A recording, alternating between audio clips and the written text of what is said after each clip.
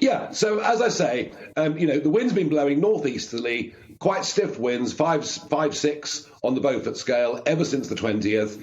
The wind starts to ease on Sunday. By Tuesday, you'll see very large numbers coming.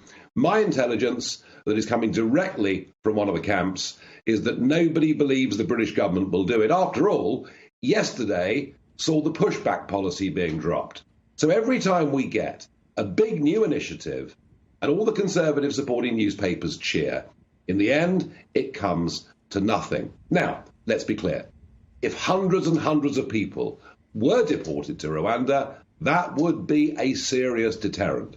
But it has to happen to have any effect at all.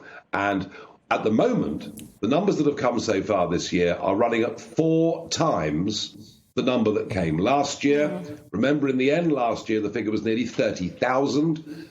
So, Tony Smith, the former boss of Border Force, he says there'll be 100,000 that come this year. Wow.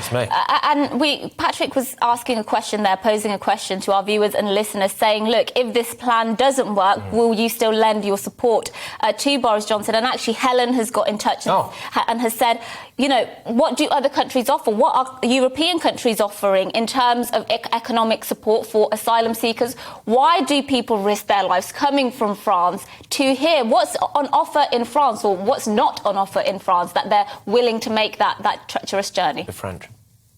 Oh, come on. 4-star hotel, 3 meals a day, free medical care, free dental care, £38 a week spending money, and the opportunity to work in the illegal economy. Oh, I completely get it, for economic reasons, why so many people think that this is effectively Treasure Island.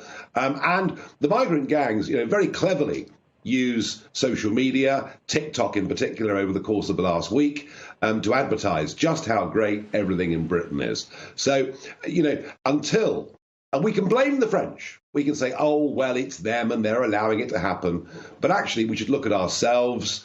But here's the problem. There is only one way to solve this. There's only ever been one way to solve this. It's how the Australians did it back in 2012 when Tony Abbott was their prime minister.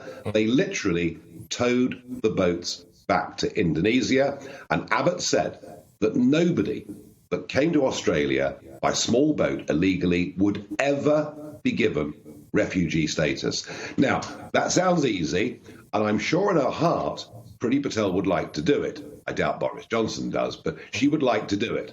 But all the while we have the European Convention on Human Rights enshrined in British law through the Human Rights Act, the courts in this country will never allow it to happen. Yeah.